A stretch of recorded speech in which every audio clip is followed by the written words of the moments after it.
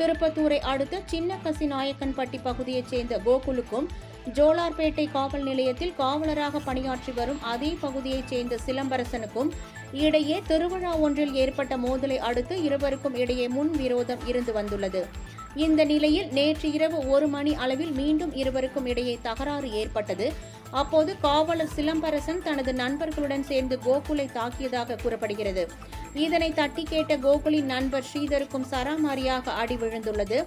அதனை தடுக்க வந்த ஸ்ரீதரின் தாயார் சிவகுமாரியும் தாக்கப்பட்டதாக தெரிகிறது.